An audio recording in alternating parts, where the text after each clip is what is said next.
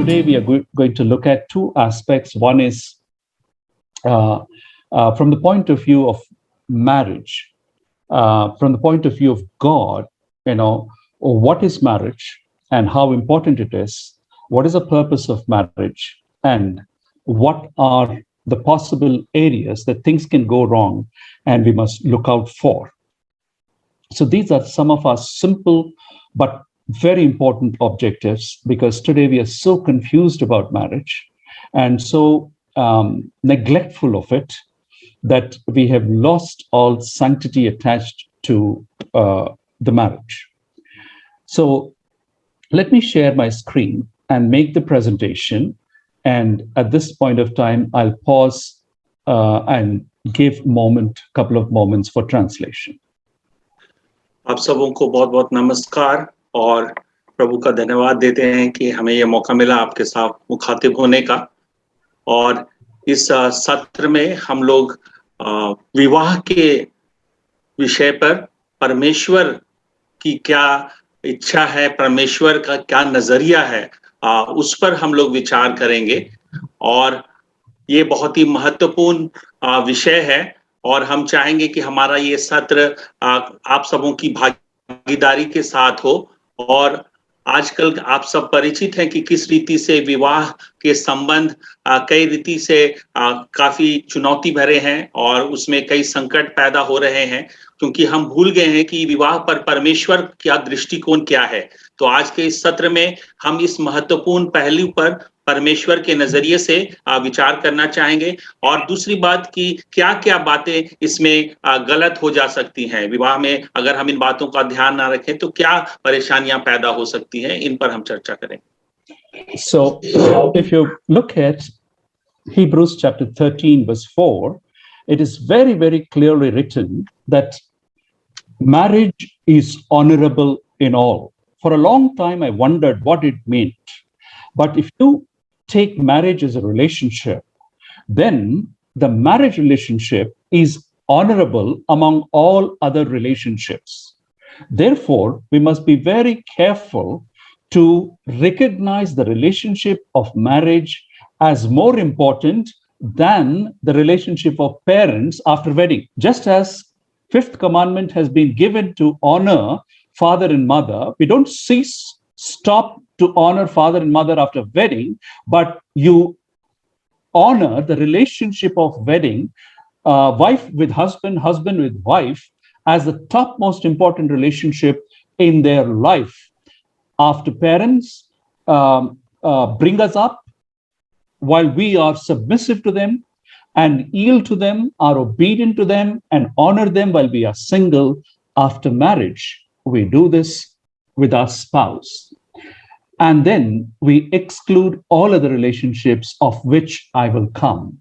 Marriage is honorable in all, meaning marriage is honorable in all relationships. तो जैसा इब्रानियों की पुस्तक उसका 13वां अध्याय और 4थे पद में लिखा है कि विवाह सब में आदर की बात समझी जाए और विवाह बिछौना निष्कलंक रहे। तो इस पर मैंने काफी मनन किया कि इसका क्या अर्थ है। और इसमें एक प्रमुख बात यह है कि जो वैवाहिक रिश्ता है वो सभी रिश्तों में सबसे महत्वपूर्ण रिश्ता है। और यहां तक कि हमारे माता पिता के साथ जो रिश्ते शादी के पहले तक रहते हैं, और लेकिन शादी के पश्चात हमारा जो प्राथमिक रिश्ता है वो हमारे पति या पत्नी के बीच का रिश्ता हो जाता है। इसका ये अर्थ नहीं है कि माता पिता की आदर करना हम छोड़ देते हैं, लेकिन विवाह के पश्चात पति पत्नी का संबंध सबसे प्राथमिक संबंध हो जाता है। और ये इसीलिए आदर की बात समझी जाए और इसे ये बिछौना निष्कलंक रखे, ये बात कही गई है। Yes. Culturally, we have a struggle being in India. The girl leaves the house of her parents and joins the house of the boy, generally speaking, although in some cases they live by themselves. Now, if you look at the Bible balances both the situations. The Bible is silent about culture, but nevertheless, if you see the story of Ruth and Naomi, Naomi says, your people are my people, your God is my God and your land is my land, all that thing. She completely subsumes herself with her deceased husband's family and people. But if you look at the biblical prescription, that the Bible very clearly says, for this reason shall a man leave his father and mother and cleave to his wife. So the emphasis is placed on the boy in the beginning, and Jesus echoed it later. And we need to recognize even the boys in a Christian marriage leave father and mother, and therefore the relationship of husband and wife becomes primary, next only to the relationship with God. Therefore, a newly married couple will build a strong marriage if they recognize this most important fact and principle of the Bible. यहाँ पर विवाह के संबंध में हम लोग पाते हैं कि किस रीति से वैवाहिक संबंधों के संबंध में कई बार चुनौतियां पैदा होती है हमारी संस्कृति और बाइबल क्या बताती है उस वजह से। हम लोग जानते हैं कि हमारी संस्कृति में ज्यादातर जो लड़कियां जाती हैं, और कई बार ऐसा भी होता है कि पति पत्नी अपने अलग ही रहते हैं।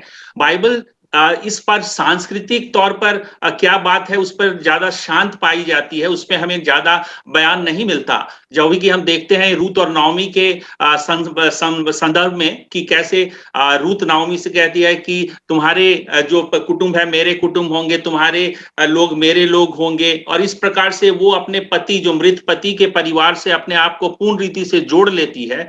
लेकिन उत्पत्ति में जो हम पाते हैं कि किस रीति से परमेश्वर ने ये नियम दिया कि इस कारण पुरुष अपने माता पिता से अलग रहेगा, अपने माता पिता को छोड़कर अपनी पत्नी से मिला रहेगा और वे एक ही तन बने रहेंगे। तो यहाँ पर इसी वक्तव्य को प्रभु यीशु मसीह ने भी नए नियम में फिर से दोहराया, और इसलिए यहाँ पर ये बात प्रमुखता से आती है कि जो पुरुष है वो भी अपने माता पिता को छोड़कर अपनी पत्नी से जुड़ा रहेगा, और परमेश्वर के पश्चात पति और पत्नी का संबंध ही प्राथमिक रिश्ता बन जाता है। So let me make that emphasis that Hebrews chapter 13 verse 4 very clearly says marriage is honorable among all. That means the relationship of marriage is honorable in all. So you see, Bible lays a lot of importance on marriage. The Bible starts with a wedding. That is the what today's current youngsters say, destination wedding, if you like. There was no church building at that time. There was no cathedral, and there was no bishop to solemnize the wedding. It was God himself who solemnized the wedding, and it was a destination wedding. And what was the destination? The Garden of Eden, virgin Garden of Eden. Today, people go to Bali and Hawaii and Goa and all those places, and youngsters are free to do that. The first wedding was a destination wedding. Now, the Bible starts with a wedding in the Garden of Eden. The Bible ends with a celestial wedding between the Lord Jesus Christ, the bridegroom, and church as the bride. What a beautiful thing. And not only that, in the beginning, in the middle of the Bible, Jesus honors wedding, marriage, at a village called Cana. So much so that he even puts his stamp of approval by doing a miracle. He didn't want the marriage to start on a sticky note where the family of the bride and the family of the groom will fight because the wine had run out. It was all your fault. It was all your fault. Mary took this to her heart, approached Jesus and asked Jesus to save the day. And Jesus saves the day because he was valuing and honoring a marriage and the family.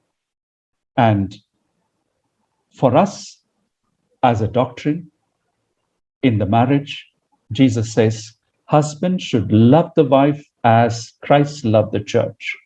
Wife must love the husband or submit to the husband as the church submits to the husband. Don't get me wrong. We'll talk about submission in a minute, but the whole passage actually begins submit one to another, and then it says wives submit to the husband.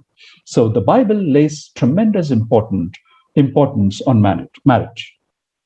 और यहाँ पर किस लिए इब्रानियों में कहा गया कि विवाह सब बातों में आदर की बात मानी जाए, तो हम देखते हैं कि बाइबल में शुरुआत में ही एक विवाह संपन्न होता है। और आजकल के युवा लोग अपना जो विवाह एक डेस्टिनेशन वेडिंग के रूप में काफी प्रचलन है, तो जो पहला विवाह हुआ एक तरह से वहां भी हम देखते हैं कि वहां पर कोई पुरोहित नहीं था, वहां पर कोई चर्च नहीं था, लेकिन उस प्रकार से एक बहुत ही सुंदर वाटिका में, जैसा आजकल लोग बाली और कई गोवा इत्यादि में जाते हैं, तो उस रीति से वहां पर अदन की वाटिका में परमेश्वर ने पहला विवाह संपन्न किया।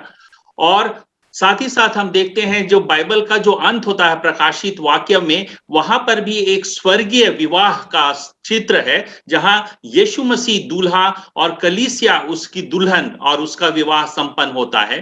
साथ ही साथ हम देखते हैं कि यीशु मसीह ने खुद किस रीति से काना के विवाह में सम्मिलित होकर विवाह का जो संस्था है उस पर अपनी सहमति जताई। और सिर्फ यही नहीं, उन्होंने विवाह जो शुरू हो रहा था वहां पर जो कमी आ गई थी दाखरस में, उसकी वजह से कोई उनके विवाह में नकारात्मक प्रभाव ना पड़े, इसलिए ने वहां पर आश्चर्य कर्म किया।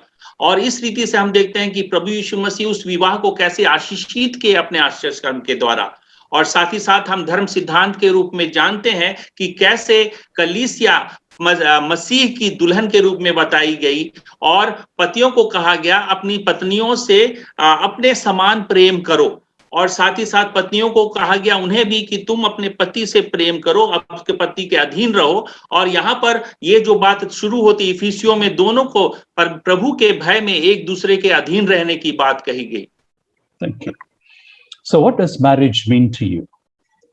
Many people approach marriage with a lot of, preconceived notions in their mind.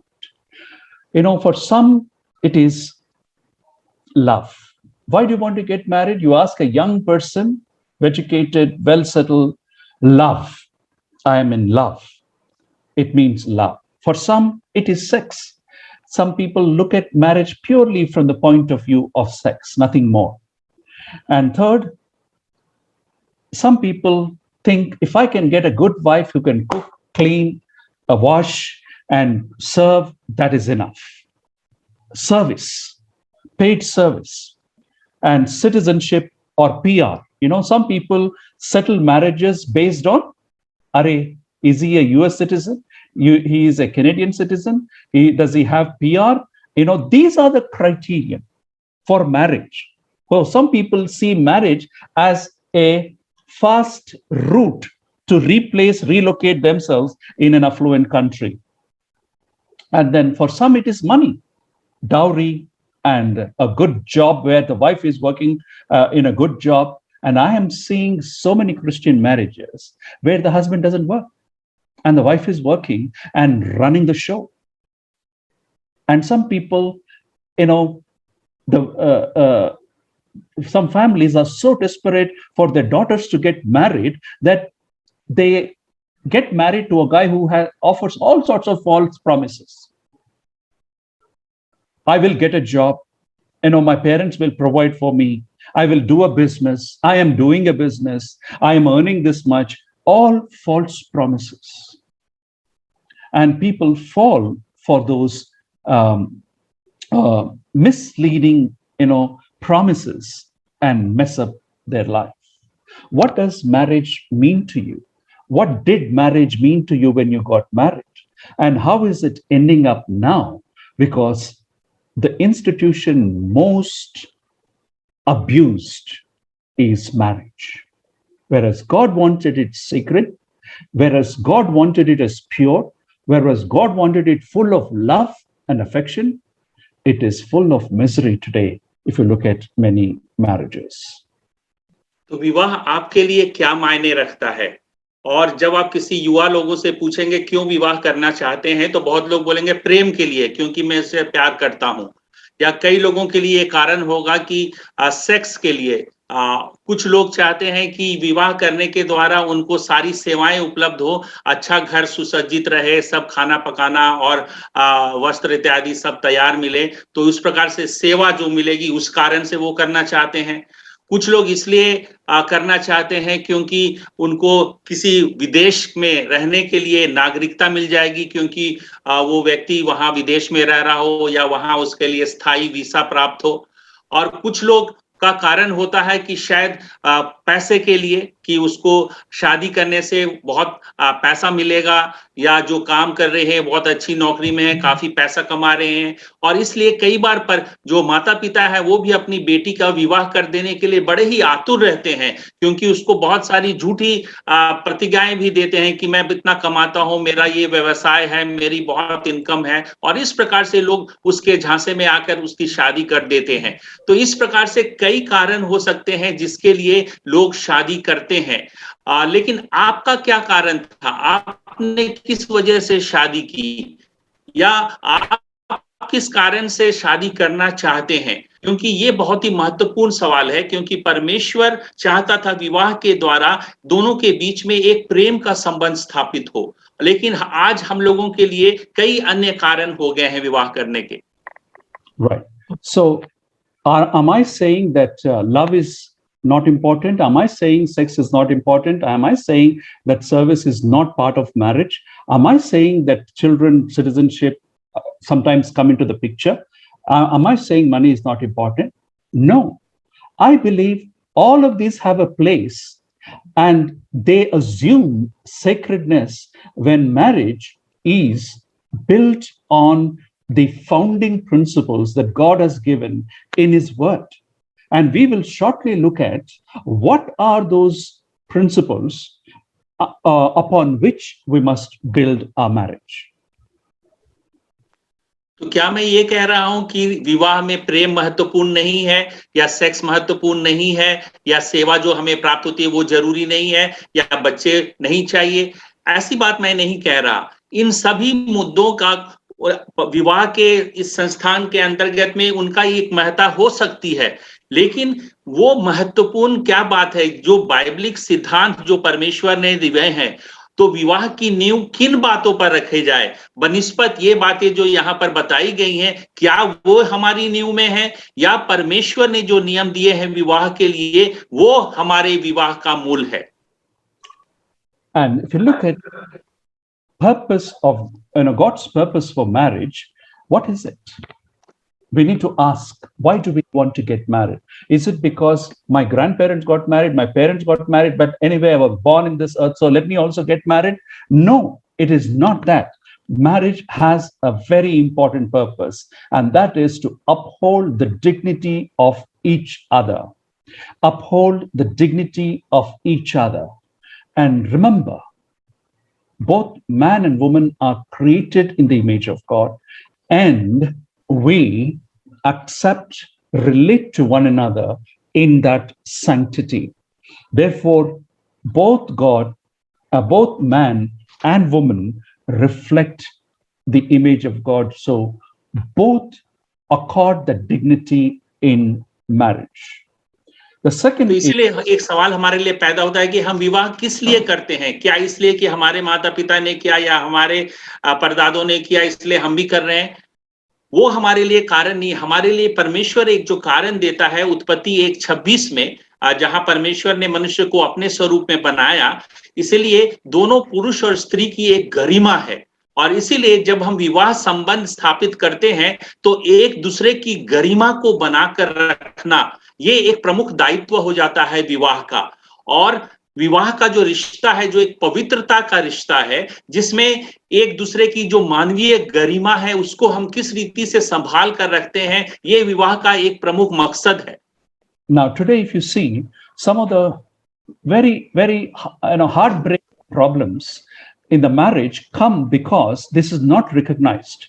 Husband thinks he is the boss of the house. Husband thinks he has great privileges and entitlement, so much so that he gets away even shouting, yelling, and even beating and sexual violence All this within the confine of marriage. There's no dignity there. And sometimes it is also happening vice versa, where the woman, continuously,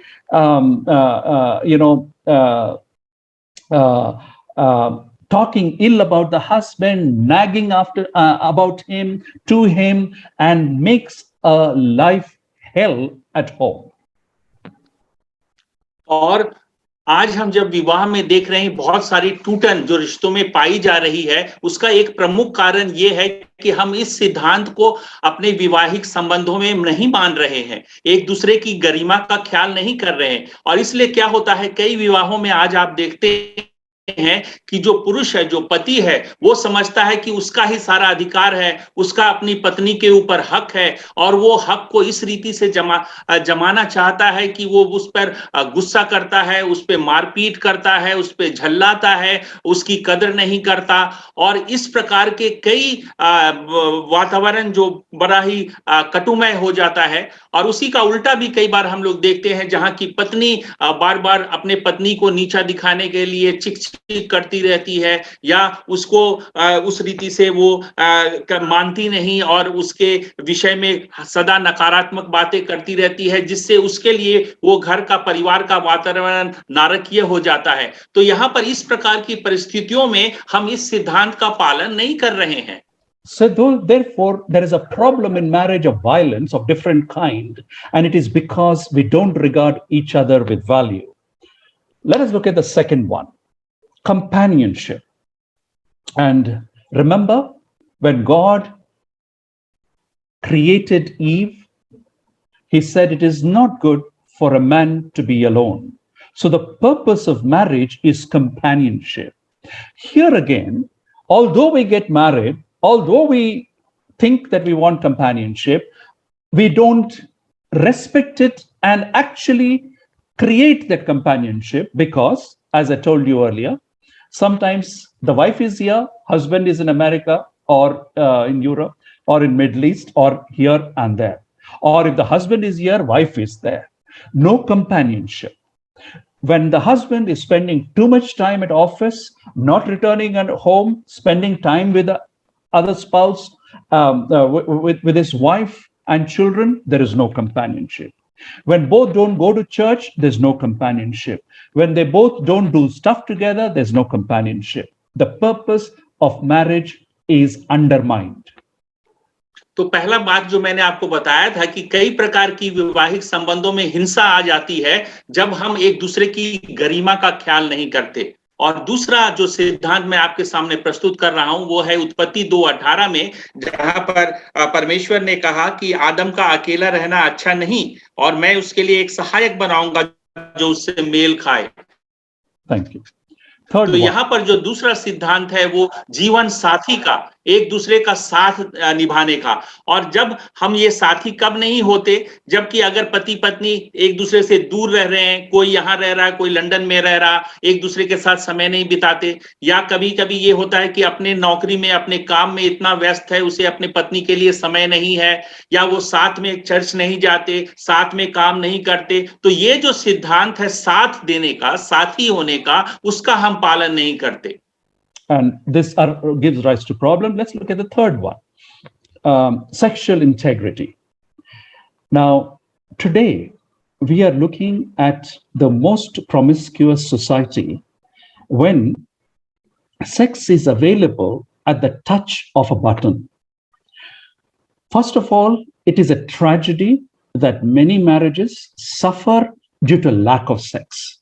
Some marriages suffer because of violence in sex, as the activists are calling it as marital rape, where a husband does not respect whether the wife is willing, the wife is in a state of enjoying sex or not, but it is entirely by force. The man forces himself onto his wife and the marriage suffers. Too much of sex, violent sex, or no sex. This is really the big problems of our marriages today. Now, what is sexual integrity? The Bible very clearly said in the Old Testament, when a man committed the act of adultery, he was considered as adulterous. Jesus raised the bar and said, even when a man looks at a woman lustfully, he's committed adultery. But today, if Jesus were walking the earth today, he would definitely put even pornography in that realm. And how many marriages suffer because of pornography today? And one, both husband and wife are watching pornography. Two, it's just the husband who's watching. And whatever it is, both do not look for natural sex, because pornography is about all unnatural sex. Sexual life is suffering in marriages because they're not satisfied with what they have. They think they're missing out something out there because they see it in the media. और तीसरा सिद्धांत जो मैं आपके सामने रखना चाहता हूं इब्रानियों 13:4 से, वो है यौनिक खराई का, या जिसे हम लोग कह सकते हैं यौनिक रिश्तों में सत्यनिष्ठा का।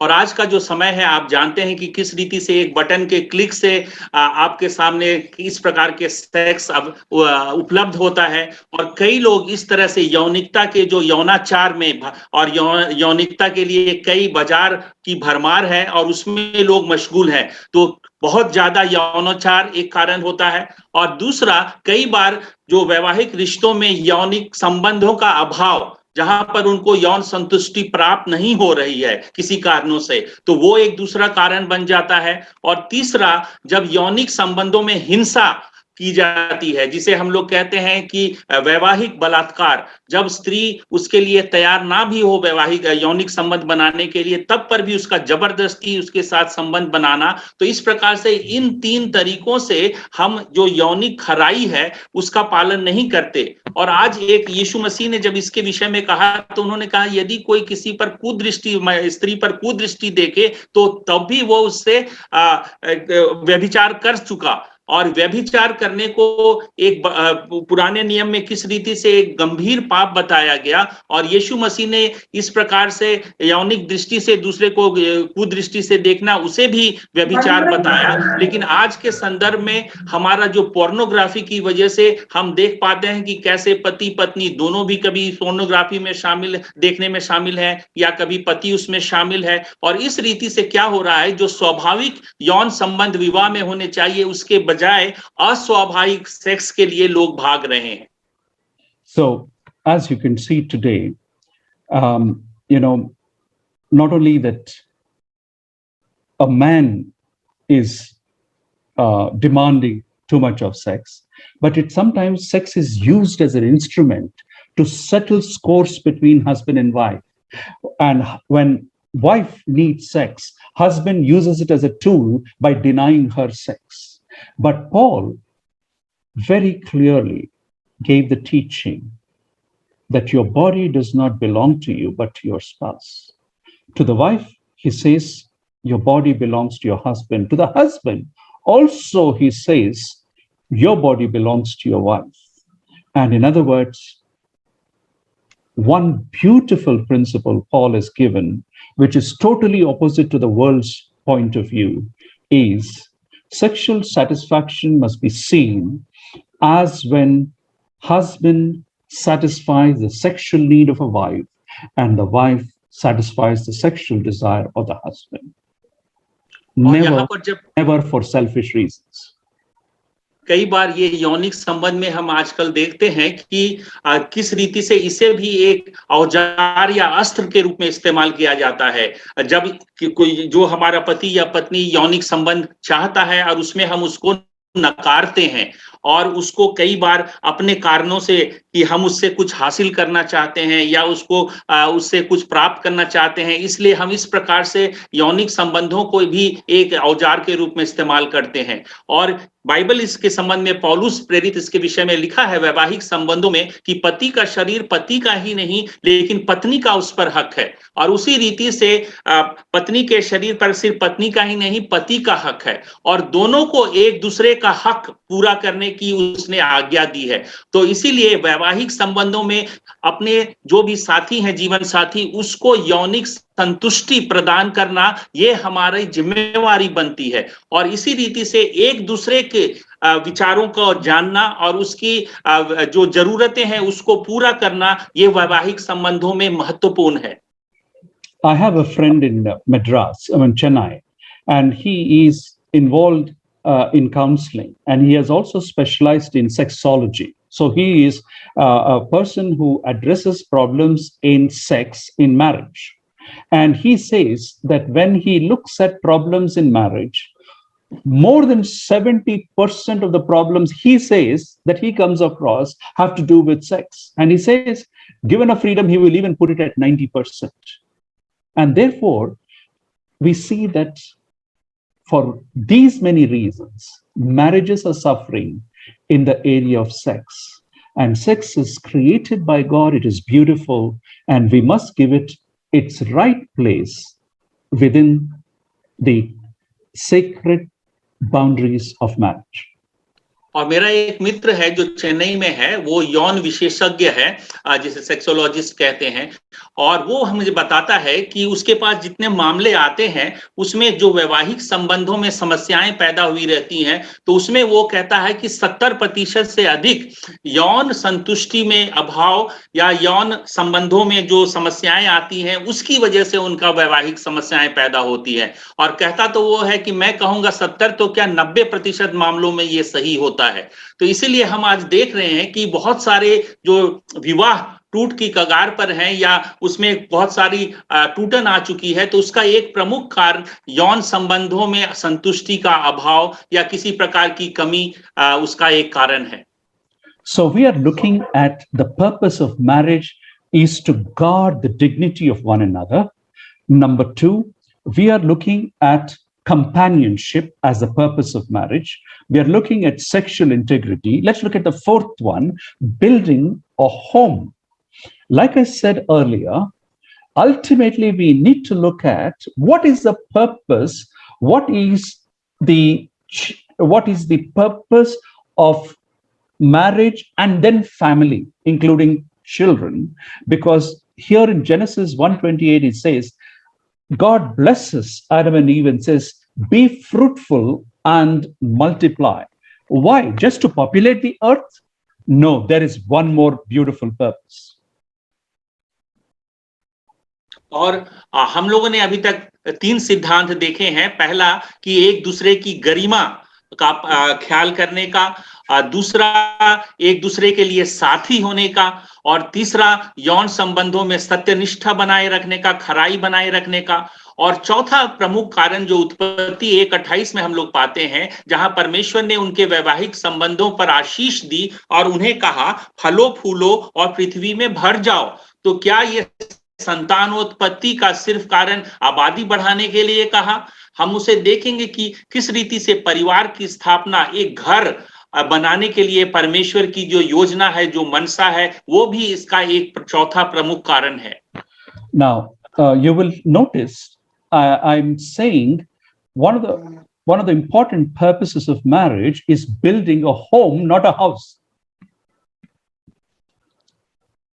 और यहाँ पर एक प्रमुख मैं बता रहा हूं, जब हम कहते हैं कि घर बनाना, और घर सिर्फ एक जो हमारा मकान से बढ़कर होता है, घर एक परिवार, वो एक मकान सिर्फ बिल्डिंग नहीं है।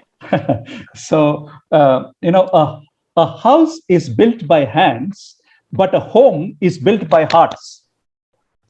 और एक मकान हम अपने हाथों से बना सकते हैं, तैयार कर सकते हैं, लेकिन जो घर बनता है वो हमारे दिल से बनता है। Now, here is where we create a space and an entity for God to live. और हम एक ऐसी जगह बना रहे हैं जहां परमेश्वर हमारे साथ वास करते हैं, where God can be projected, जहां पर हम परमेश्वर को दिखा सकते हैं, where we can showcase what is godliness, और जहां पर हम दिखा सकते हैं कि भक्तिपूर्ण जीवन कैसे निभाना है। Now, here I want to just dwell a little bit on the nation of Israel. Nation of Israel is 12 tribes. In each tribe, there are so many clans. In each clan, there are so many families. And it all started with the family of Abraham. Abraham, Sarah, his entire household, Then Lot, his nephew, joined, and he had a family. So it all started with one family, and there was a purpose for that family. And the purpose for the family is, I will bless you, and kings and nations will be blessed through you. In other words, God was looking for a family to fulfill his purposes. Today, it is the same thing, that God wants to build a home where he is lifted up high, and people will see how a husband and wife live in a harmony, in love, in fruitfulness, how the children are brought up in godliness, and they are able to show this power and love and grace of God in their home. So, in other words, a Christian home is a showpiece of God through which he wants to bring many others into the kingdom of God. और यहाँ पर मैं आप लोगों को इस्राएल जाति से बताना चाहता हूं कि इस्राएल किस रीति से, जो उसमें 12 वंश थे, और वे 12 वंश का जो अलग अलग कुल उनसे पैदा हुए, लेकिन वो सब एक व्यक्ति अब्राहम से शुरू हुए, और वो अब्राहम और उसका परिवार, और फिर उसके साथ उसका भतीजा लूत और उसका परिवार। और इस प्रकार से हम देखते हैं कि परमेश्वर ने अब्राहम को इसलिए बुलाहट दी कि अब्राहम के द्वारा पृथ्वी के सारे कुल परमेश्वर की आशीष प्राप्त करें। और इसीलिए आज भी परमेश्वर का परिवार के लिए यही मकसद है कि परमेश्वर चाहते हैं कि एक मसीही परिवार के द्वारा से लोग परमेश्वर को जानने पाए, उसकी प्रेम को जानने पाए, और परमेश्वर अब इस परिवार के संस्था के द्वारा से लोगों को दिखाना चाहता है कि परमेश्वर के भय मानने वाला जीवन बिताने का क्या अर्थ होता है। तो आज भी परिवार के लिए परमेश्वर की यही मनसा है। Now, here I want to highlight that, yes, finally, the story of creation, the story of God is not marriage. Marriage is an important part. And through marriage, God wants to make sure that he has a showpiece to bring all the people into the kingdom of God. A church sends out evangelists.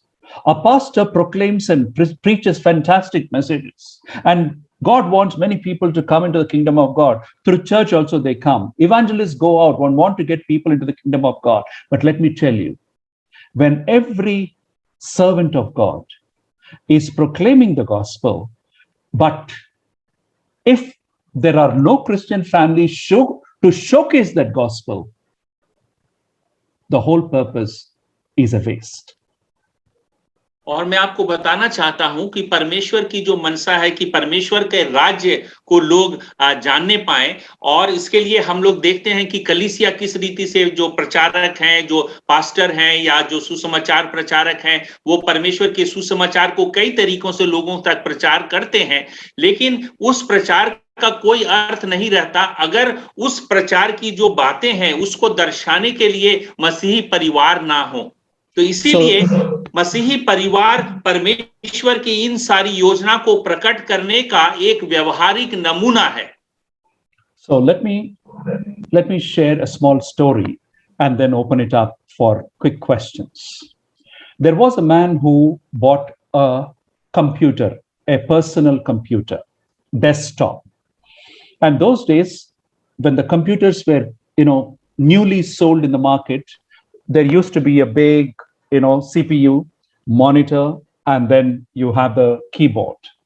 So IBM was the only company that was manufacturing at that time.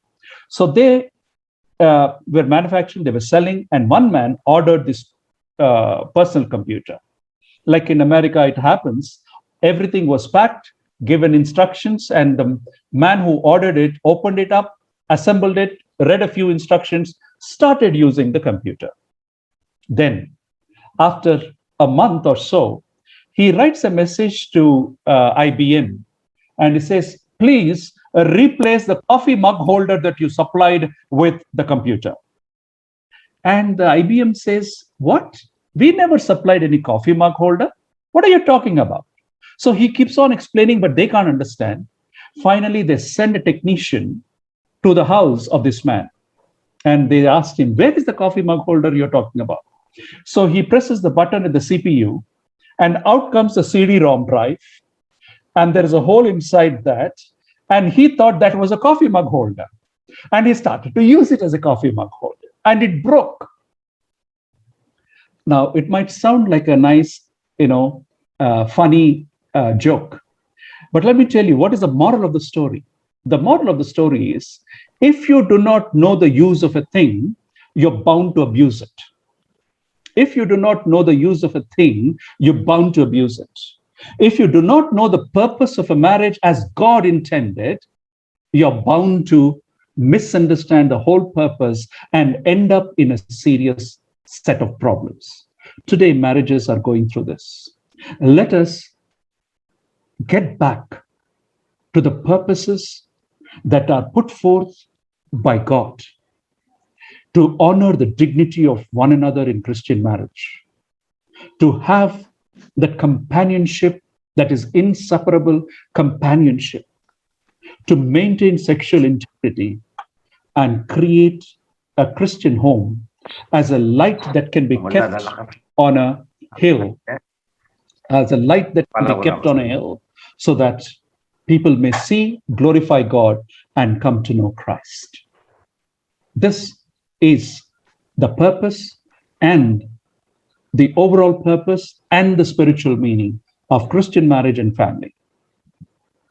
तो मैं आपको एक छोटी कहानी बताना चाहता हूं। जो पुराने समय में एक व्यक्ति ने पर्सनल कंप्यूटर खरीदा, और उस समय पर्सनल कंप्यूटर डेस्कटॉप के रूप में अलग सीपीयू आता था, मॉनिटर आता है, जैसा आप लोग जानते हैं।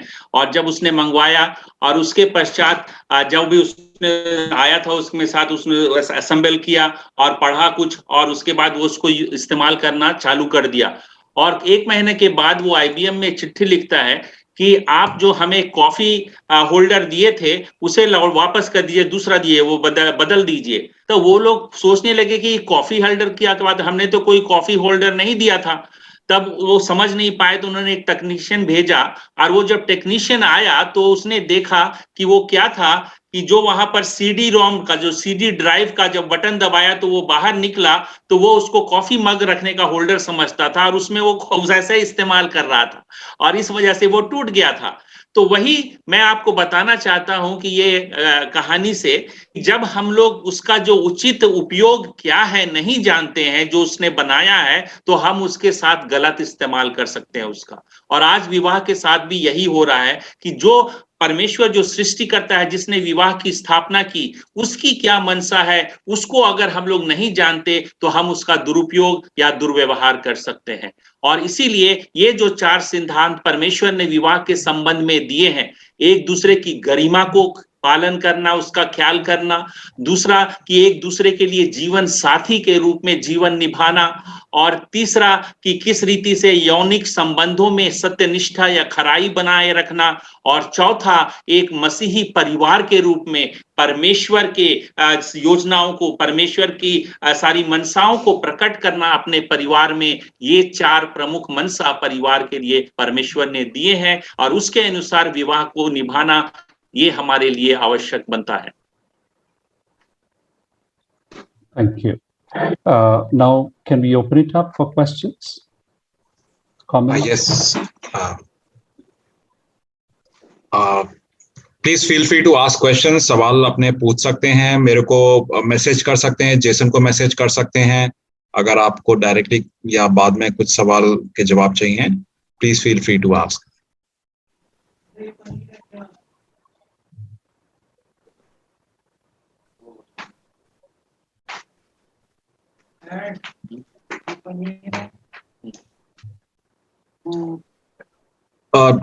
Dr. Gandhi, I have a question, and it's a very interesting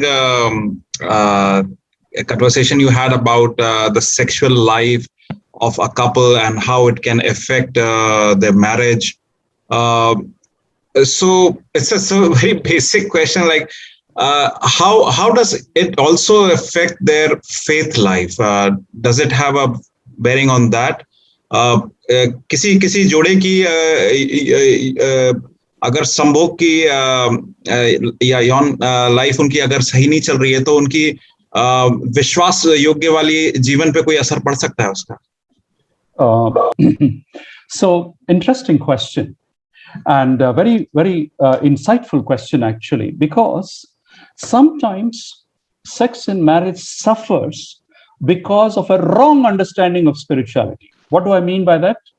Some husbands, or even sometimes some women, they think ministry is more important and not family life. So they pour out their life and totally get exhausted. When they come home, they're absolutely tired, not interested or anything. So over spirituality. That is one reason.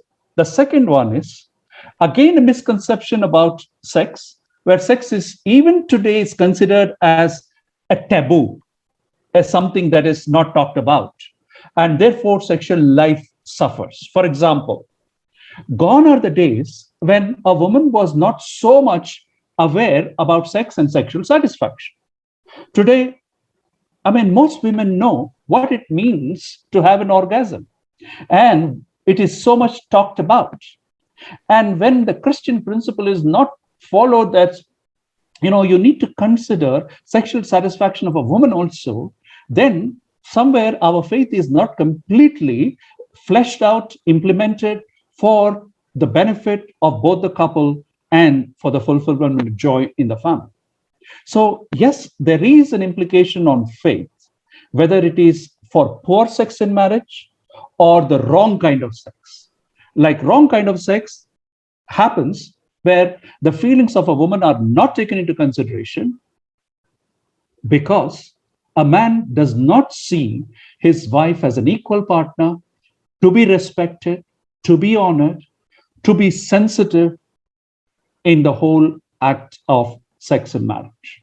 So it is mostly the poor understanding of the spiritual aspect of sex where sex suffers and sex is used as an instrument and for the benefit. But it is not the other way around as much. For example, if the needs of a wife are not met and only the husbands are met, now wife gets frustrated and it can lead to a lot of other emotional problems, a disillusionment, a suspicion.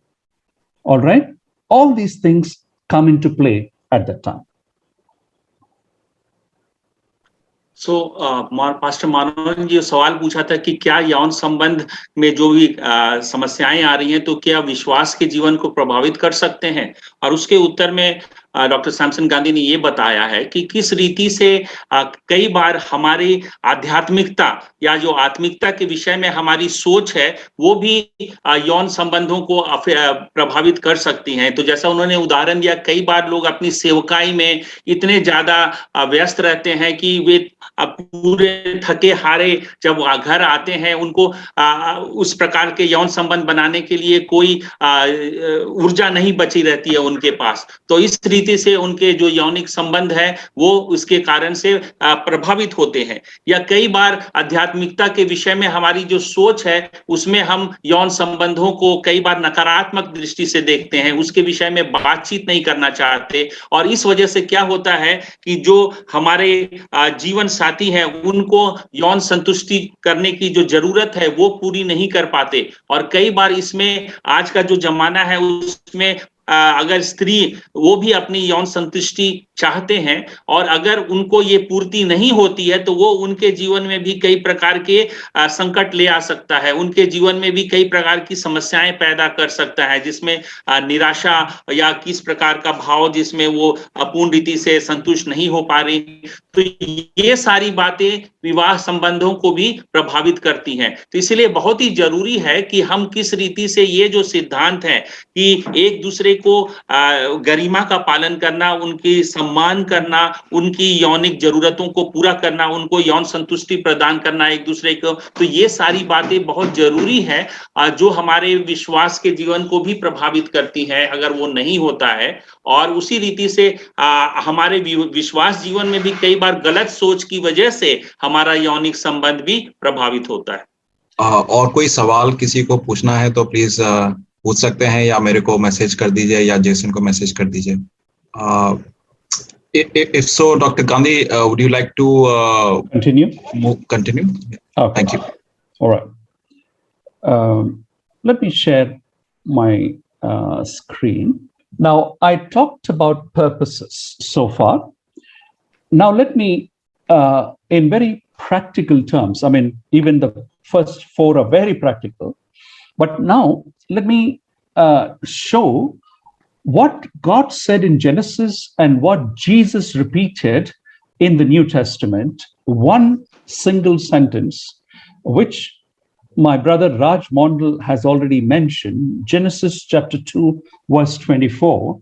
And it says, "For this reason shall a man leave his father and mother and cleave to his wife, and the two shall become one flesh." Now, what is this? We talked about building a Christian home. All right, we know Christ is the foundation, Jesus is the cornerstone, he is the capstone. We talk about all this. But let me give very practical explanation. Every building, any house, if it has to withstand the storms of life, it must be built with good principles and the principles of architecture. If principles of architecture are not followed, then the house can come crashing at the slightest of the problems. And I would say Genesis chapter 2, verse 24, it gives us the principles of architecture for marriage. और मैं आप लोगों को बताना चाहता हूं जो कुछ सिद्धांत हमने आपको बताए उसके कुछ व्यवहारिक पहलू, और उसमें जो एक प्रथम पहलू जो हमने देखा था कि उत्पत्ति 2:24 में परमेश्वर ने एक सिद्धांत स्थापित किया कि इस कारण पुरुष अपने माता पिता को छोड़कर अपनी पत्नी से मिला रहेगा और वे एक ही तन बने रहेंगे। तो ये एक बहुत ही महत्वपूर्ण सिद्धांत है कि परिवार की स्थापना, एक जो घर बनता है उसके आधार में कौन सी सच्चाइयां निहित हैं। और जैसा आप लोग जानते हैं कि जब कोई एक मकान भी बनाया जाता है तो उसके लिए बहुत जरूरी है कि वो मकान अगर सुदृढ़ नींव पर हो, जो आर्किटेक्चर के सिद्धांत है उसके आधार पर बनाया गया हो, और अगर वैसा पालन नहीं किया गया उन सिद्धांतों का तो वो घर धाराशायी हो सकता है किसी भी संकट में, तूफान में। और इसीलिए विवाह के संबंध में भी परमेश्वर ने जो सिद्धांत दिए हैं जो उस विवाह के मूल में है, उनका पालन करना अति आवश्यक है। And that's why Jesus reiterated in Mark chapter 10, verse 7, that same sentence God said. He quoted it just to highlight it, underscore it, because it is important. So let us see, what are these three principles? First one is leave. For this reason. What reason? That Eve was created with the bone that was taken from the side of Adam. For that reason, because she belongs to him and he belongs to her. For this reason shall a man leave his father and mother. Now, the verb there is leave. Now, this is, the verb there is leave. It is not a casual leave. It is a full leave, a life leave, where, a husband and a wife, a boy and a girl leave their parents and come, and it is a spiritual principle. Now, what do I mean by that when I say spiritual principle? I'll recall Abraham. Abraham left his people in order to fulfill or realize the promise of God.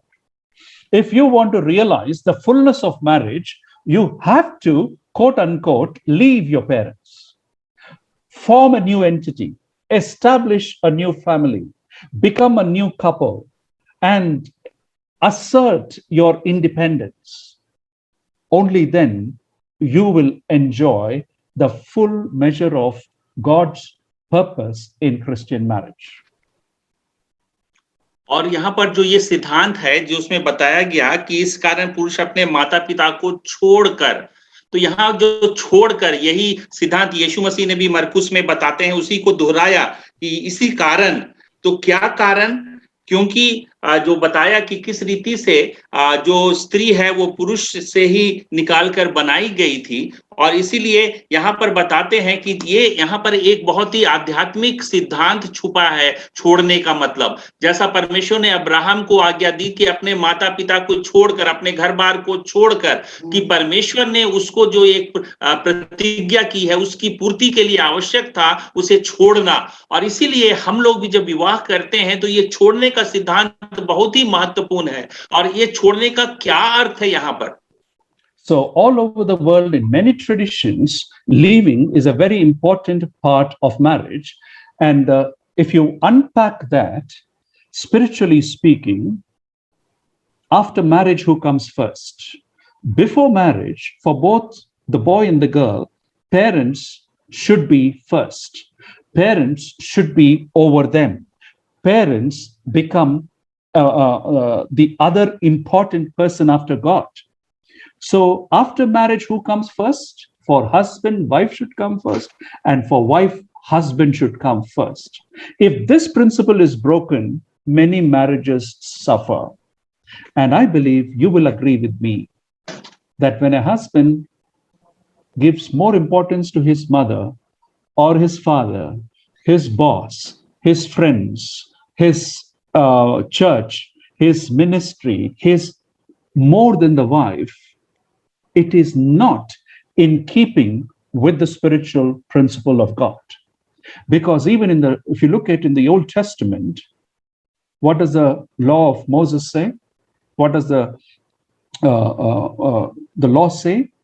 When even Israel is at war with enemy countries, if there is a soldier who is newly married, what is it? He was exempt from the war duties. For what purpose? So that he could go and have a full year's time leave from war to please his wife. Who comes first? Even the state and country in the law of the Lord does not come first.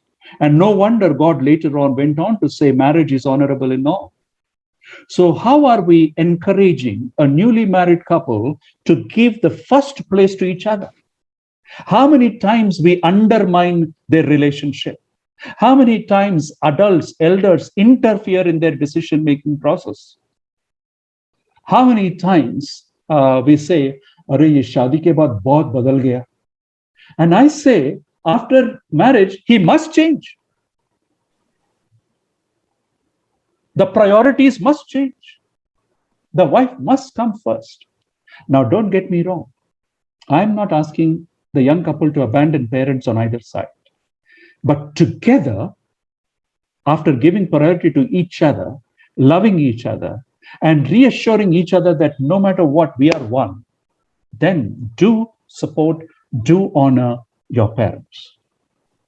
यहाँ पर मैं आपको बताना चाहता हूं कि छोड़ने का क्या मतलब है, और उसमें एक बात हमारी सहायता करेगी ये सवाल पूछना कि कौन हमारे जीवन में प्राथमिकता ले रखता है, कौन पहला आता है। तो हम लोग जानते हैं कि विवाह के पहले हमारे माता पिता, पति और पत्नी दोनों के लिए माता पिता उनके लिए बहुत ही प्रमुख स्थान रखते हैं विवाह के पहले।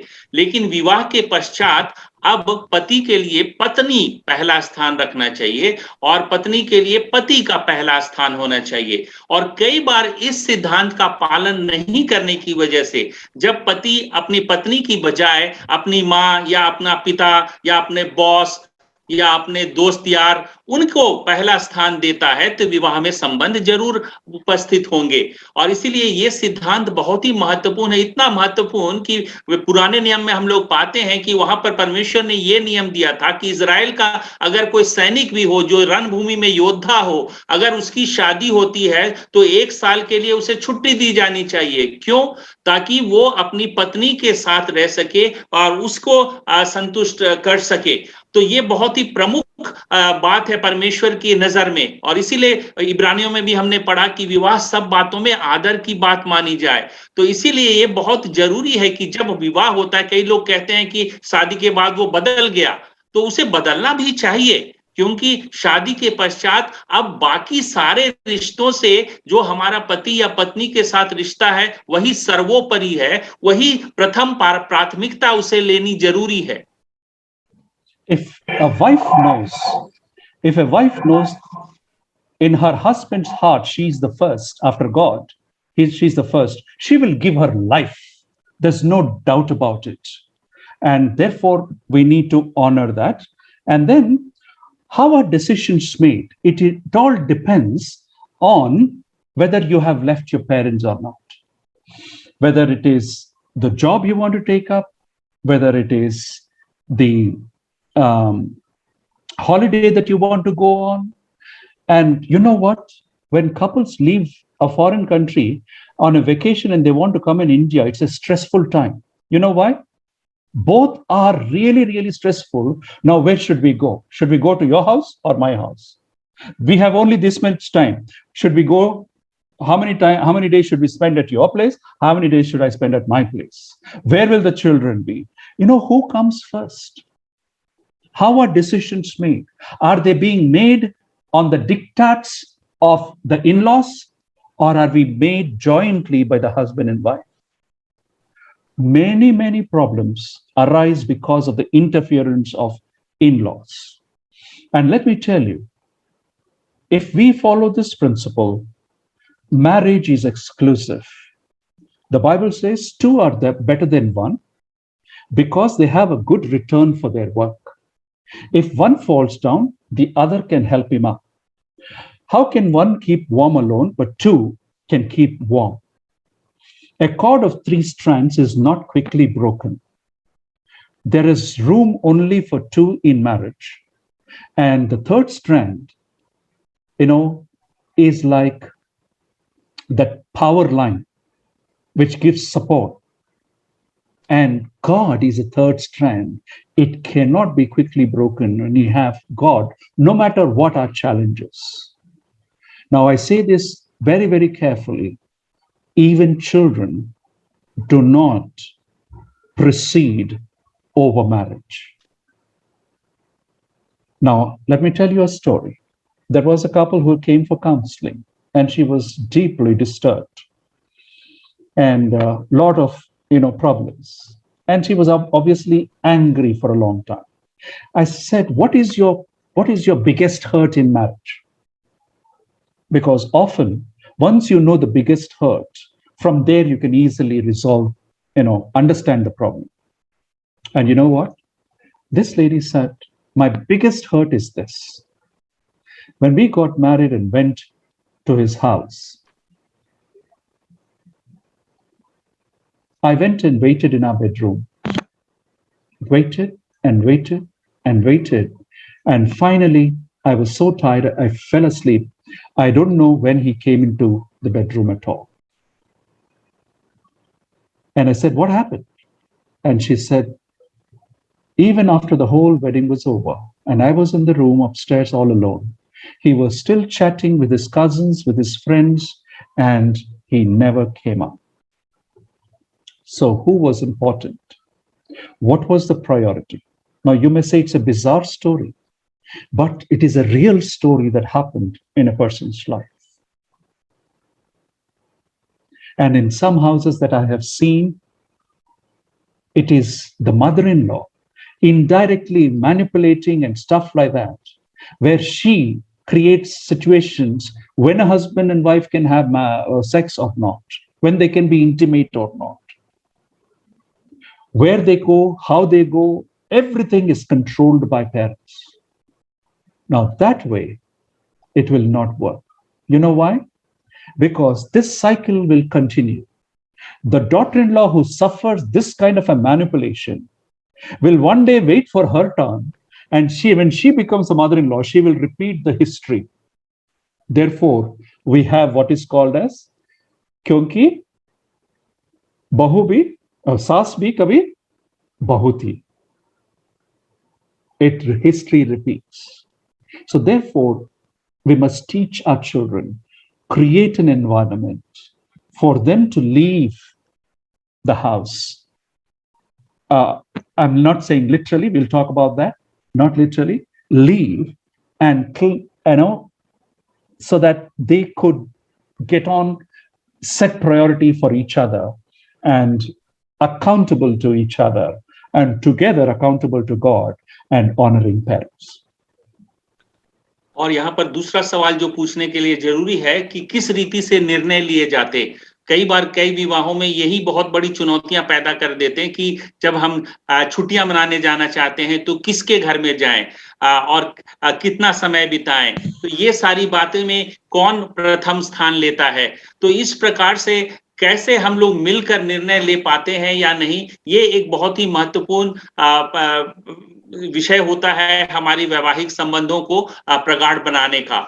और कई बार हम देखते हैं कई वैवाहिक रिश्तों में जहां पर समस्याएं पैदा हुई हैं, क्योंकि कई जो ससुराल वाले, चाहे वो सास हैं या ससुर हैं, वो उनके जीवन में काफी अभी तक प्रभाव इस्तेमाल करना जारी रखते हैं और इस वजह से समस्याएं उनके विवाह में आ जाती हैं। और कई उदाहरण उन्होंने बताए कि कैसे एक महिला उनसे बांट रही थी कि शादी के पश्चात भी जब वो इंतजार करते रही अपने पति के आने का, जब वो उसके घर में गई थी और वो देर रात तक इंतजार करती रही लेकिन वो नहीं आया, वो अपने जो भी मित्र थे या अपने रिश्तेदारों के साथ बात करना जारी रखा, उसे पता नहीं चला कब आया, वो सो गई थी। तो ये उसके जीवन में एक बहुत बड़ा चोट लेकर आया था। और इसी तरह से कई घटनाएं ऐसी हो सकती हैं जबकि हम उनको प्राथमिकता का स्थान नहीं देते और हम जब निर्णय खुद ले लेते हैं या दूसरों के निर्णयों से प्रभावित करते हैं बनिस्बत एक दूसरे से मिलकर निर्णय लेने का, तो ये सारी बातें विवाह संबंधों को कटु बना देती हैं, विवाह संबंधों में कड़वाहट ले आती हैं। So we must create that environment for a couple to grow strong so that there are less and less problems as they go along. So the first level is spiritual, leaving is spiritual, and it happens by submission. Submission to God and mutual submission to husband and wife in mutual accountability. Therefore, this is the very important architectural principle of marriage which holds both of them together. और यहाँ पर जब एक दूसरे के साथ रिश्ते को प्रगाढ़ करने का, करीबी अंतरंग बनाने का है, तो उसमें ये दो सिद्धांत बहुत प्रमुख हैं। पहला, आत्मिक रिश्ता, कि किस रीति से इस आत्मिक रिश्ते को एक दूसरे के साथ और परमेश्वर के साथ बनाकर रखा जाए। और दूसरा, एक दूसरे की अधीनता का, परमेश्वर के भय में एक दूसरे के अधीनता, जवाबदेही के साथ। तो ये बहुत ही महत्वपूर्ण सिद्धांत हैं जो एक दूसरे के साथ रिश्ते को और मजबूती देने के लिए आवश्यक हैं। So let's look at the second one. For this reason shall a man leave his father and mother and cleave to his wife. Only when leaving happens, cleaving can happen. And cleaving is, let me use a chemical language, bonding. Bonding of, bonding that happens in a molecule when atoms bond together. H2O. Hydrogen and oxygen coming together and forming water. That bonding must become strong early in marriage and continue. और दूसरा सिद्धांत जो मैं बताना चाह रहा हूं कि छोड़कर और उसके बाद एक दूसरे के साथ जुड़ा रहेगा, ये जो शब्द है जुड़ा रहना, उसका क्या मतलब है? ये मैं इसके लिए एक रासायनिक शब्द इस्तेमाल करूंगा, जैसे कि दो रसायन जब मिलते हैं तो किस रीति से एक हो जाते हैं। जैसे हाइड्रोजन और ऑक्सीजन मिलकर जब वो जल का निर्माण करते हैं तो वो पूर्ण रीति से एक दूसरे के साथ जुड़ जाते हैं, उनमें एक जो अभिन्नता आ जाती है। तो उसी प्रकार से रिश्तों में ये जुड़ाव बहुत ही जरूरी है। So everybody is watching. When a husband and wife come together, everybody is watching. Newly married couple, how are they getting along? How are they becoming close? Are there any stresses, or are they having a smooth sailing? And what determines that is the cleaving part. It begins with, forget about husband and wife. That's a larger picture. Can they become two friends? Can they become friendly? And what is the principle of being friends? Being honest with each other. What is the principle of friends? Sharing with each other. What is the principle of friends? That we know each other's likes and dislikes, and we try to please one another, each other. So being friendly is a process that creates the bonding. तो यहाँ पर जो जुड़ाव कैसे होता है, ये जुड़ाव, और सब लोग देखते रहते हैं, वे लोग एक नई दंपति को देखते हैं कि उनके आपसी संबंध कैसे हैं, वो एक दूसरे के साथ कैसे रिश्ता निभा रहे हैं। और इस निभाने के लिए ये जो जुड़ाव है, उसके लिए जरूरी है कि हम पहले एक दूसरे के मित्र बने, एक दूसरे के दोस्त या साथी बने। और दोस्ती में या मित्रता में क्या होता है कि हम एक दूसरे के विषय जानते हैं, एक दूसरे के साथ समय बिताना चाहते हैं, हम एक दूसरे की क्या रुचियां हैं, उसके क्या पसंद नापसंद है, उन बातों को जानते हैं। तो ये मित्रता का संबंध जब पति और पत्नी के बीच में कायम होता है, और ये शादी होने के साथ जल्दी ही होना चाहिए, तभी ये जुड़ाव हो सकता है। Early in my marriage, I found out that my wife likes Sev Puri and Dai Puri, the chaat. She likes that. And so we used to, those days, specifically go to Koti, or whenever we went that side, made it a point to go further and go to that area where there is one particular shop, by the way, that shop later on became very famous because there was unfortunately very ghastly terrorist event where the bomb also went off. So everybody knows that place after that. But before that, it was known for its delicious chaat. And I used to make it a point to take her there. 34 years afterwards, we are married for 34 years. Even now, I look out which is a good chaat place so that I can invite her, offer her, and do that. Why? Because I know she likes something. It is not a big deal. It has got nothing to do with big stuff. It's just that what she likes, and making it a point, no matter what the age, can we look out to please one another. और मैं आपको एक उदाहरण देना चाहता हूं अपने जीवन से। मेरे विवाह के शुरुआत में ही मुझे पता चला कि मेरी पत्नी को सेव पूड़ी या दही भल्ला चाट वगैरह वो पसंद है। तो जब मुझे ये मालूम हुआ तो मैं उसको, एक ऐसा स्थान है जहां पर वो अच्छा मिलता था, वहां पर उसको ले जाता था ताकि वहां पर वो अपनी पसंद की चीज खा सके। और मैं आपको बताना चाहता हूं कि आज 34 साल हमारे विवाह के हो चुके हैं, और अभी भी मैं इसके लिए देखता रहता हूं कि कहां पर ऐसा सेव पूड़ी या दही चाट वगैरह मिलता है ताकि मैं उसको वहां पर जाके खिला सकूं।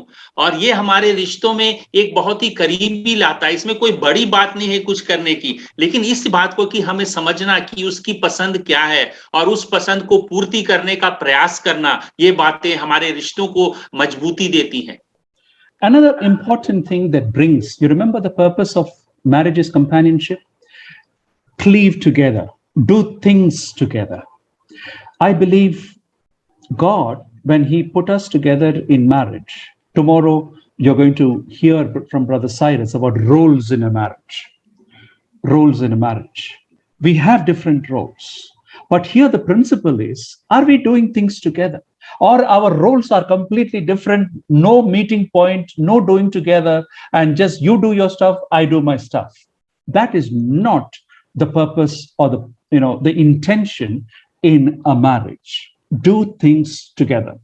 So early in my marriage, I took this very seriously, and I had read a book, so I understood this, and then I said, okay, let me help my wife in cooking.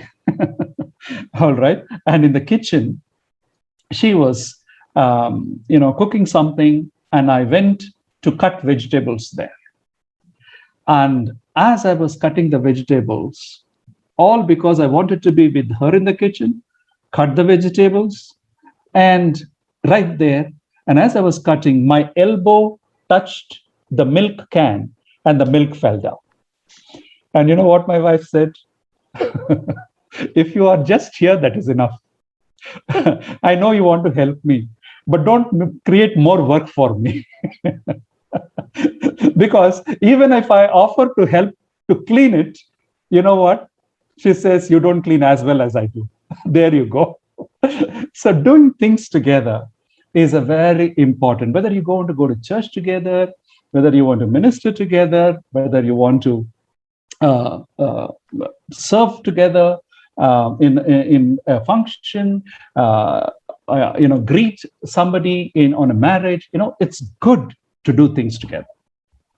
और ये जुड़ाव का जो दूसरा बात हमें करने की आवश्यकता है कि चीजों को साथ मिलके करें और किस रीति से ऐसी गतिविधियां ढूंढें जिसको हम मिलके कर सके साथ में। जैसा कि वो अपना उदाहरण दे रहे थे कि कैसे वो अपने विवाह के शुरू में ही अपने पत्नी के साथ देने के लिए जब वो किचन में काम कर रही तो वो वहां साथ में चले गए और साथ में सब्जी काटने में मदद करने लगे और उसी दौरान उनका हाथ लग गया और कुछ गिर गया तो वो बोली कि आप यहाँ रहना चाहते हैं अच्छी बात है, लेकिन आप मेरी मदद मत करिए इस तरह से और आप मेरा काम बढ़ा देंगे। कहने की बात ये है कि हमें इन बातों को ढूंढना है कि किस रीति से हम एक दूसरे के साथ कुछ कर सकें, चाहे ये साथ साथ कहीं जाना, साथ में चर्च जाना, साथ किसी से मुलाकात करने के लिए जाना, चीजों को करना, कैसे हम उन पलों को ढूंढे जहां पर हम मिलकर चीजों को कर सकें जिससे ये हमारा जुड़ाव और अधिक गहरा हो। Yeah. Don't misunderstand me. I have not stopped cutting vegetables. Now I cut on the dining table, not in the kitchen. So the third one is talk and listen to each other. Because at the end of the day, communication is the essence of life. A lot of communication is happening when you're friendly with your spouse. A lot of communication is happening when you're doing things together. And you can do things together even silently. But talk and listen together is intentional. You sit together, maybe if your children are small, after children are put to bed.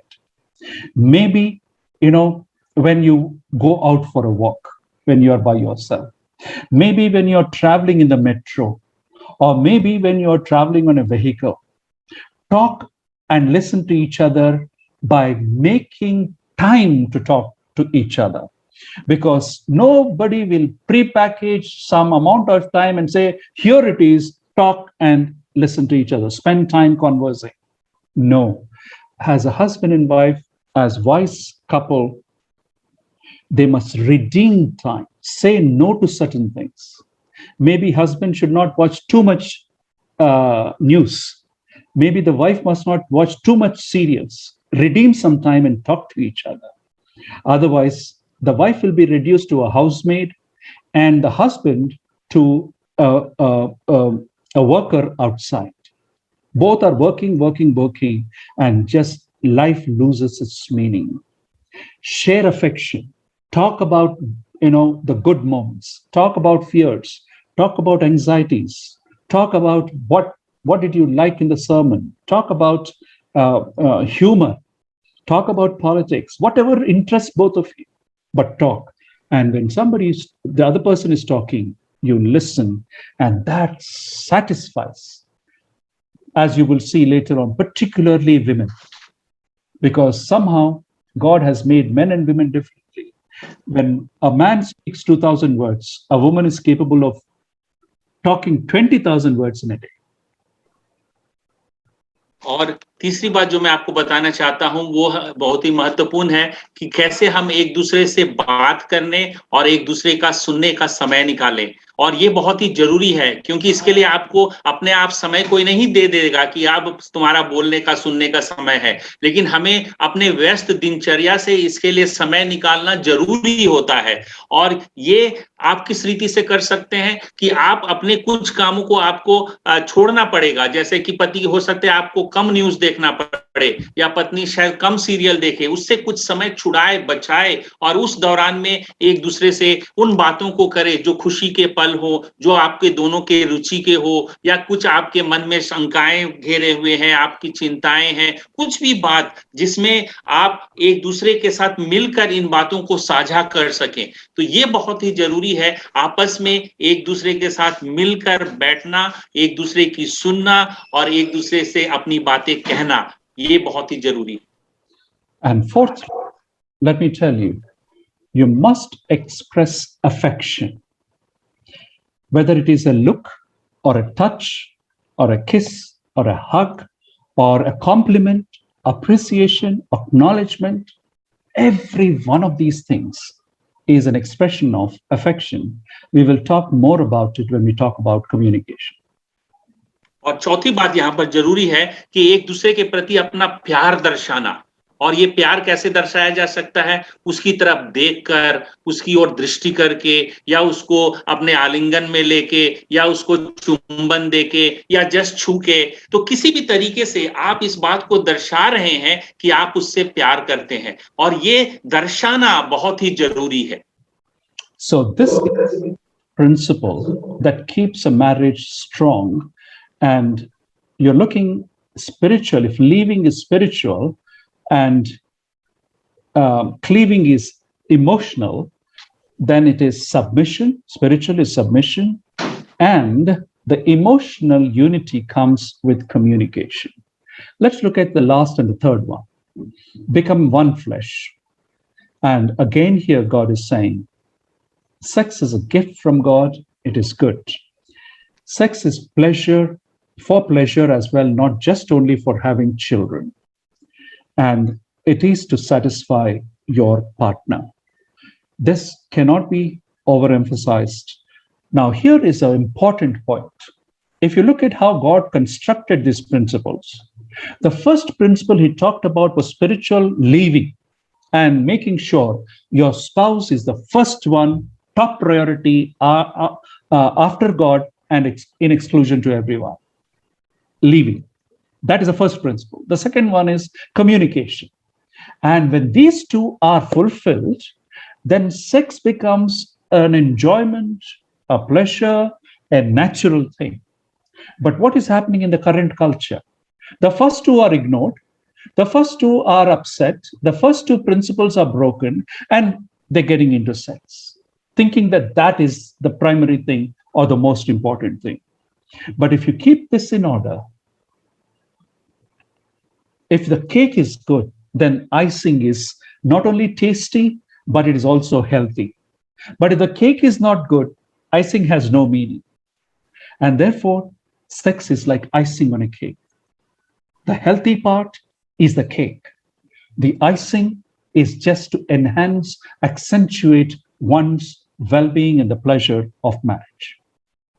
और जैसा हमने बताया कि कैसे जब परमेश्वर ने कहा कि अपने माता पिता को छोड़कर, जो एक आत्मिक सिद्धांत था, और एक दूसरे से जुड़े रहेंगे, जो एक दूसरे के साथ जुड़ाव के लिए आपसी संवाद, एक दूसरे के साथ बातचीत, समय बिताना, और तीसरा प्रमुख बात वहां पर कि दोनों एक तन होंगे, जैसा वो कहते हैं। तो ये तीसरा खंड क्या बताता है कि जो यौन संबंध है, जो सेक्स है, वो परमेश्वर की ओर से दिया हुआ एक उपहार या भेंट है, और ये भला है, ये अच्छा है, और ये हमारे आनंद के लिए है, ये हमारे को खुशी देने के लिए है, और इसमें हमें अपने जीवन साथी को संतुष्टि प्रदान करनी है इस यौन क्रिया के द्वारा से। और ये जो यौनिक का जो वैवाहिक जो हमारा बिस्तर है, वो पवित्र रहना चाहिए, जैसा बताया गया। तो ये सारी बातों के लिए आवश्यक ये है कि जो पहले के दो सिद्धांत हैं, आत्मिकता के सिद्धांत छोड़ने का, और उसके पास जो एक दूसरे के साथ जुड़ाव का,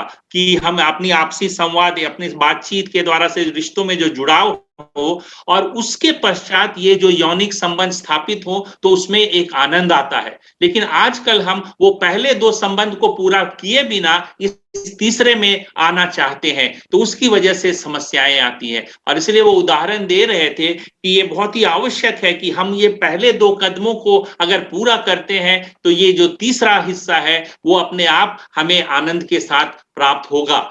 और ये उसी रीति से है कि अच्छा केक अगर है, तो उसकी जो आइसिंग है, वो अपने आप उससे फिर अच्छा हमें और आनंद प्रदान करती है। और ये आइसिंग इन द केक की तरह ये हमें मिलता है अगर हम उसके जो बाकी के जो पायदान है, जो उसके पहले के पायदान, उनको हम पूरा करते हैं।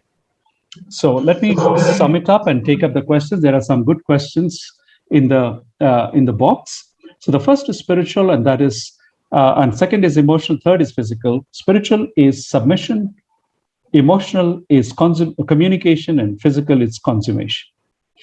और यहाँ पर ये एक दूसरे के साथ संबंध बनाने के लिए तीन बातें हमने बताई, आत्मिक और फिर भावनात्मक और शारीरिक। जो आत्मिक किस रीति से एक दूसरे की अधीनता में, और उसके बाद जो भावनात्मक है वो एक दूसरे के साथ संवाद स्थापित करने में, और ये जो शारीरिक है जो हम इस प्रकार से यौन संबंध स्थापित करने के द्वारा से। तो ये तीन स्तरों पर हमारा एक दूसरे के साथ रिश्ता स्थापित होता है। Yeah. So there is a question. What would you say of couples who have agreed to having no physical relationship and are living as married couples? Not having sex is not an issue. Do you see that as a problem? Now, I am not seeing that as a problem. If two people are living together, and now I hope I'm not understanding this as a platonic relationship, but then if it is a natural married relationship, usually sex is a part of marriage. But however, lack of sex is not an issue between husband and wife, no problem, because they feel that that is not an important need for either one of them. So therefore, they are not even, thinking about it, not looking outside, nor inside. It is not a problem. और यहाँ पर एक ने किसी ने सवाल पूछा है कि आप क्या कहेंगे उन दंपतियों के जिन्होंने आपसी सहमति से एक दूसरे के साथ शारीरिक संपर्क स्थापित ना रखने का फैसला किया है, जो भी के एक वैवाहिक दंपति हैं, तो क्या वो एक समस्या है?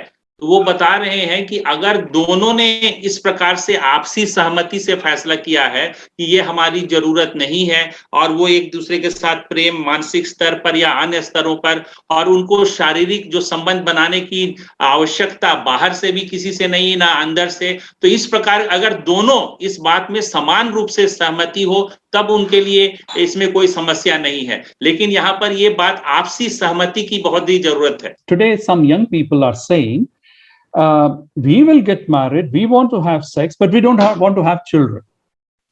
We just want to live by ourselves. Now here, I would say the script is not complete. God not only brought Adam and Eve together, but as a husband and wife, he blessed them and said, be fruitful and multiply. Sex is no doubt there, available for pleasure, but not having children, I'm not too sure. One must be very careful to go against the basic plan and purpose of God for a Christian home. All right? इसका एक दूसरा पहलू भी आजकल कई युवा दंपतियों के साथ देखा जाता है। वो ये कहते हैं कि ठीक है, हम शादी करेंगे, यौन संबंध स्थापित भी रखेंगे, लेकिन हम बच्चे नहीं चाहते। तो यहाँ पर एक समस्या आड़े आती है, क्योंकि परमेश्वर की योजना इन यौन संबंधों के साथ ही साथ संतान उत्पत्ति की भी परमेश्वर की योजना रही है। और इसीलिए मैं यहाँ पर नहीं कह सकता कि अगर हम यौन संबंध रखें लेकिन संतान उत्पत्ति नहीं करना चाहे, तो ये शायद परमेश्वर की मनसा को पूर्ण करने में हम लोग पूरी रीति से अपने सहमति नहीं जता रहे हैं। तो यहाँ पर ये समस्या पैदा हो सकती है। Right. Another pertinent question from the audience is, after marriage, should a couple live separate from parents? Dr. Gandhi, also I would, pardon me, I will just like to add another one aspect to this, because there are a string of questions I'm getting directly also. Yeah. Along with that question, there is a query that how do you balance between your parents and spouse? And also, I think Jason had put up the question in our Indian context, without being disrespectful to parents, how do we balance that? So I think that this will be a sort of a basic answer to all these questions. Okay, excellent, excellent. Now let me emphasize. Intentionally, deliberately, I overemphasized on the aspect of leaving, so that the church, the parents, everybody will wake up to the reality and the necessity of respecting God's principle, where husband and wife must leave the parents and start building a home. In the Indian culture, I'm not saying that you should leave your parents. But when children respect their parents and live with them, have decision-making freedom, they must have time, freedom of how much time and where, with whom they will spend. If they give these kind of freedoms, it is a perfect harmony of young couple living with parents and living in harmony. But If parents say, no way we will give you freedom, you are under my house and my roof, I will be the boss. You guys, you somehow manage living under us. You get your salary and give it to me. We will give you pocket money, will not work. You are raising a baby couple. You are not raising adult, grown-up, mature couple to have a strong marriage. So therefore, Indian culture, yes, we respect it. Therefore, I am not saying a young couple should leave their parents. No, no, no. But the flip side of that is parents must give complete freedom as the Bible permits for the young couple. And the young couple must honor them by giving information, by drawing upon their wisdom and conversing with them, in keeping them in the loop. But priority, accountability is to each other, and they must enjoy that freedom. Otherwise, they will perpetuate the same culture down the line. And okay, Brother Manodas used a term. How can you balance between wife and parents? My dear friends, there is no balancing. God did not say balance it. God said give priority. The parents in the dark by some facts, and we will become schizophrenic. We will develop mental illnesses. We will get caught between the fires as husbands. No balancing. Priority. Before marriage, parents come first. After marriage, wife comes first. Full stop. The rest of the balancing is situational. Yes, when parents are sick, they get more attention. But even that, together, if you can give that attention, that is good.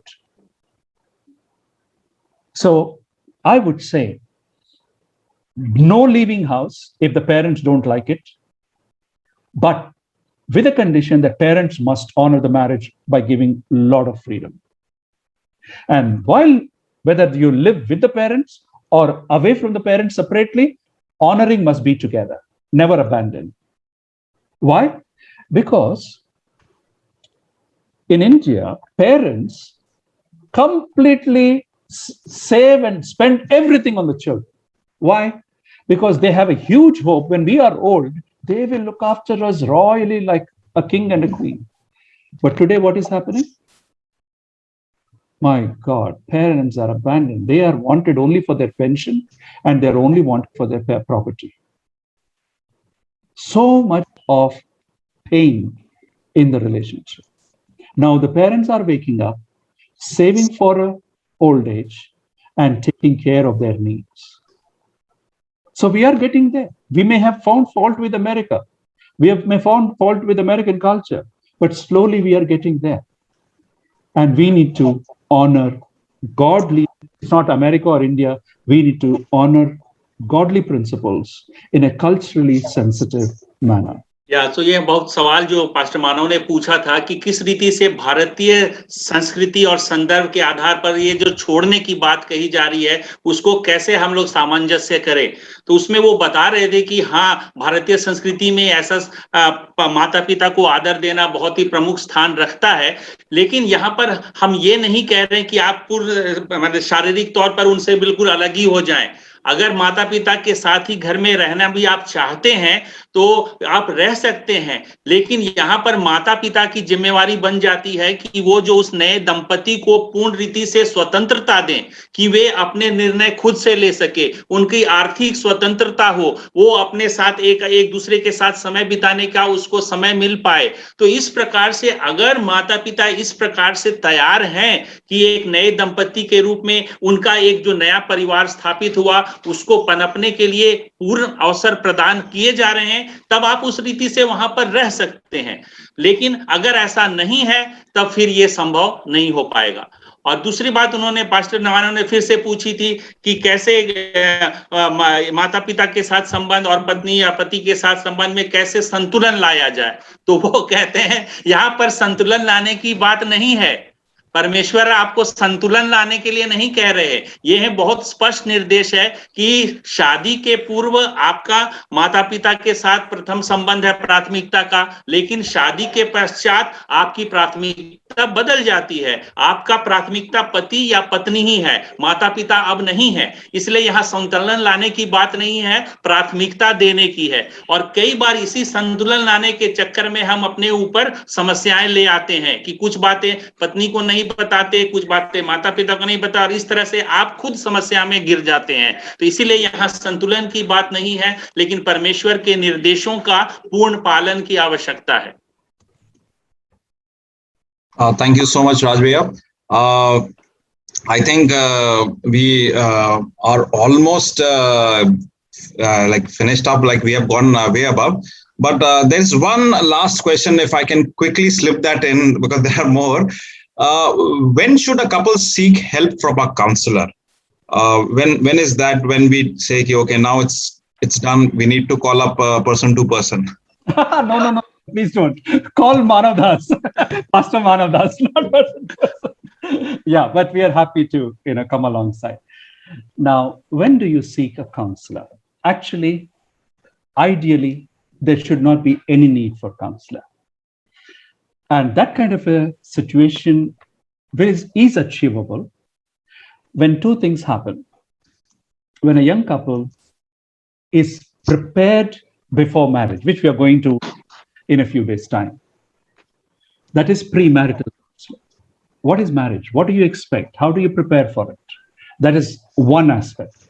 The second one is, after getting married, have a couple who are slightly older to you, 10 years married, approximately, 10 years, 15 years married, as your mentors. That is, another husband and wife who respect you, whom you respect, have them as mentors for your marriage, so that on a regular basis, over fellowship, you can share your marriage situations, challenges, and it doesn't even appear like counseling. One senior couple are sharing their life with another growing young couple. Third one, even after that, or you can't find, you just go to the pastor. Usually, pastor is the best person. After that, pastor can take a call and said, look, this requires a more trained approach. This requires a little more intense therapy. Then I believe a couple could approach a counselor. But that is not the first. Counselor should not be the first responder. All right? So I want you to keep this in mind. When you prayerfully take the matters to God, God will send somebody. God will speak to you through his word, through a message, through a couple. And if God does not choose yet to speak like that, he may want you to take the problem to a pastor or a senior couple or a counselor. So take that.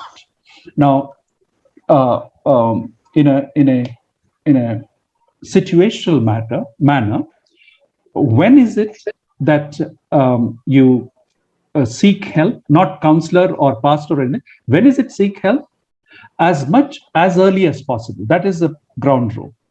Don't wait for too long and let the fires go away, let the fire go out of marriage. Don't let it cool down. As early as you notice a problem, a communication problem, or a sexual problem, or a spiritual problem, whatever it is, as soon as you notice a problem, remember the church and the elders and the caregivers are there. Reach out for help. And I will also say this: married couples can, and educated people can buy some good books, which are very, very good in their guidance. Even that is helpful. Please reach out for that. Because I'll say this as a last word. Jesus Christ said, I have come that you may have life and have it abundantly. Do not compromise. Do not give up. Do not let it cool down, but seek help as soon as necessary. तो एक सवाल पूछा गया था कि एक दंपति को कब एक परामर्शदाता या सलाहकार की मदद लेनी चाहिए, तो उसके उत्तर में कह रहे थे शायद आपको जरूरत ना पड़े अगर आप विवाह पूर्व, जो हम लोग आपको बताएंगे कि विवाह पूर्व जो सलाह परामर्श लेनी और जो सिद्धांत हमने विवाह के संबंध में बताए अगर हम उनका पालन करें, और साथ ही साथ वो बता रहे हैं कि अगर हम विवाह करते ही अपने साथ एक कुछ जो सीनियर दंपति हो जो हमसे पहले 10-15 साल के रूप में चुन ले, ताकि जब कभी भी आपको किसी प्रकार की विवाह संबंधी कोई भी समस्या आड़े आए, आप उनसे सलाह ले सकते हैं, आप उनसे पूछ सकते हैं, अपने सवालों को उनके सामने ले आकर रख सकते हैं। लेकिन फिर भी अगर आपको समस्याएं आती हैं तो आप अपने पास्टर के पास जा सकते हैं, जो आपके पहले व्यक्ति होंगे जो इस संबंध में आपको सलाह परामर्श दे सकते हैं। और अगर पास्टर को जरूरी महसूस हुआ कि वो कहेंगे कि मैं समझता हूं इस मामले में किसी प्रोफेशनल की आवश्यकता है, तो वो आपको उस प्रकार के सलाहकार के विषय में आपको वो सलाह दे सकते हैं। लेकिन ये तभी होगा जबकि बात आप अगर आप शुरू में ही जब कोई समस्या आती है आप तुरंत उसका, चाहे वो आत्मिक समस्या हो या आपसी संवाद की समस्या हो या शारीरिक संबंधों की समस्या हो, जब शुरू होती है उसी समय आप उसे दूसरों के सामने जो से आप मदद लेना चाहते ले आए, तो समस्या ज्यादा ना बढ़ेगी। तो ये मैं आपके सामने रखना चाहता हूँ।